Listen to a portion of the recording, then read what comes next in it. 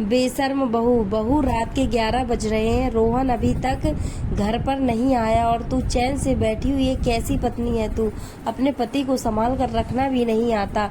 उसे फोन लगाकर पूछ तो सही कि कहाँ है और कितनी देर लगेगी उसे आने में। विमला जी अपनी बहू मधु को डांटते हुए बोली, मुझसे क्या पूछ रही है आप? माँ जी, आपका बेटा कोई छोटा बच्चा तो है नहीं कि यहाँ वहाँ गुम हो जाएगा। वो बेटे तो आपके हैं, आप फोन लगाकर पूछ लीजिए कि कहाँ रह गए। मधु ने बेपरवाही के साथ जवाब दिया, हाँ मैं तो माँ हूँ ना, मैं तो फोन करके पूछूंगी कि वो कहाँ रह गया, लेकिन पत्नी होने के नाते तेरा भी तो कुछ फर्ज बनता है या नहीं कि तुझे यहाँ पूजा करने के लिए लेकर आए हैं। विमला जी ने पलट कर जवाब दिया, पर इस बार मधु ने कोई जवाब नहीं दिया, इसलिए विमला जी भुनभुनाते हुए अपने कमरे में आई और मोबाइल लेकर रोहन को फोन लगाने लगी, लेकिन रोहन ने फोन नहीं उठाया।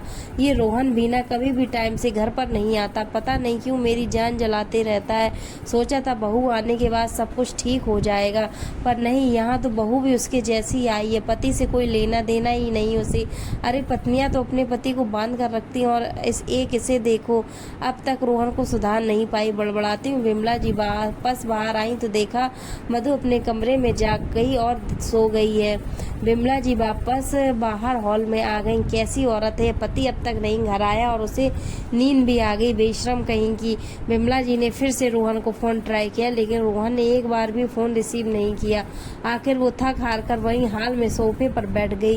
रात को 12:30 बजे घर की बेल बजी। विमला जी भाग कर दरवाजा खोला तो बाहर रोहन नशे की हालत में खड़ा था और खुद को संभाल भी नहीं पा रहा था।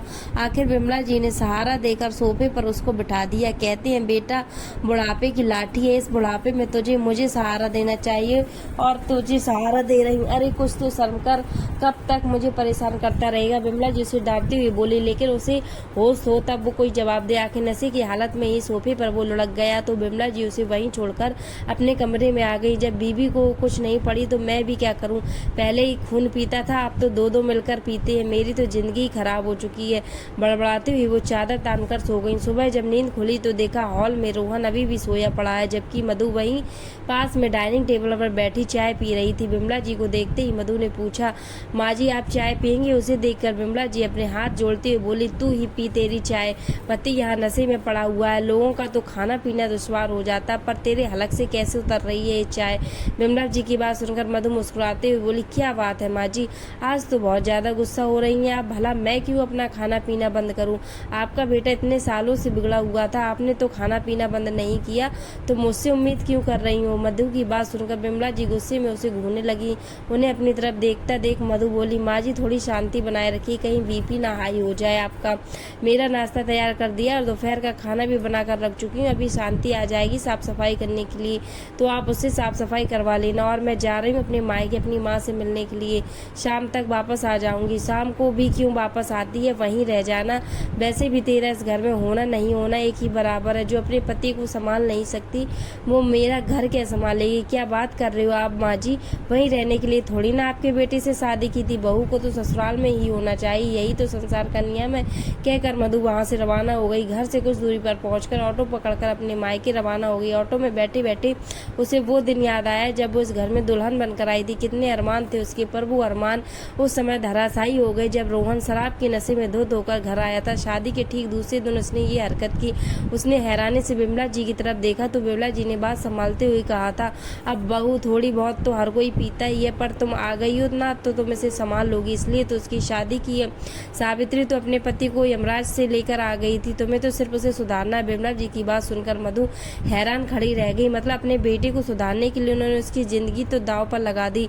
पूरी रात मधु के दिमाग में यही बात चलती रही। दूसरे दिन मधु पग फेरे के लिए गई तो मायके वालों ने भी यही जवाब दिया, बेटा थोड़ी बहुत तो आजकल हर कोई पीता है, ये तुम पर निर्भर करता है कि तुम उसे कैसे संभालती हो। एक पत्नी चाहे तो क्या नहीं कर सकती, और फिर इसके अलावा कोई कमी तो नहीं है, थोड़ा बहुत एडजस्ट तो सबको करना पड़ता है। पिता तो उसके थे नहीं। माँ ने जरूर इतना कहा, बेटा जैसे भी अपना घर संभाल ले, अगर तू छोड़कर भी आई तो यहाँ भाई भौजाई नहीं रखेंगे, इसकी कोई गारंटी है?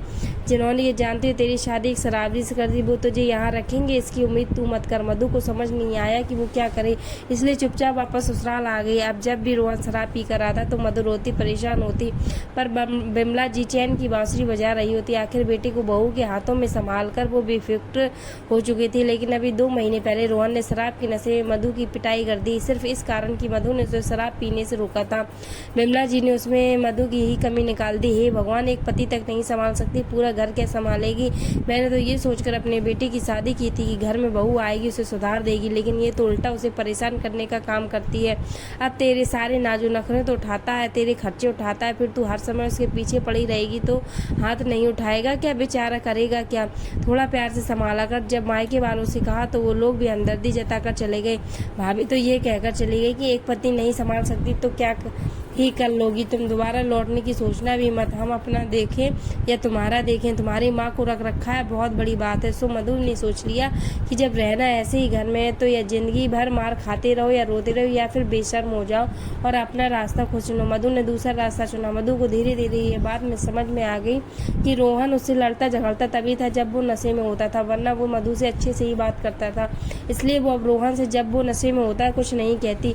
उसने 1-2 बार नौकरी के लिए कहा तो बिमला जी ने हंगामा कर दिया। इसके बाद रोहन ने नशे की हालत में बिमला जी के कहने पर उसके साथ काफ़ी गाली गलौज किया था, इसलिए उनके सामने उसने नौकरी के लिए कहना ही छोड़ दिया। पर उसे नौकरी तो करनी ही थी, पढ़ी लिखी तो वो थी, आत्मनिर्भर तो उसे बनना ही था, पर आखिर बाहर कैसे जाए, इसलिए अक्सर मायके का नाम लेकर निकल जाती थी।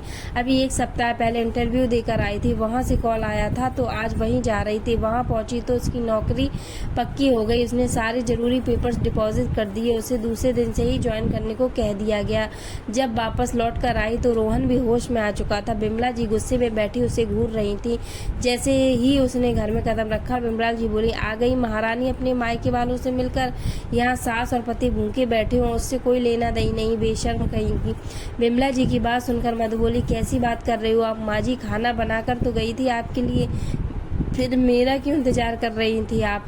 मधु का कहाँ गई थी तुम? अभी तुम्हारी मम्मी का फोन आया था, तुम तो मायके पहुंची ही नहीं, अचानक रोहन ने कहा। रोहन की बात सुनकर मधु ने रोहन की तरफ देखा और कहा, मुझे नौकरी मिल गई है, कल से ज्वाइन करनी है। हाँ ये देखो, ये होता है औरत का त्रिया चरित्र, मायके के नाम लेकर पता नहीं कहाँ घूमती फिर रही है और हमारे घर की इज्जत को छाल रही है।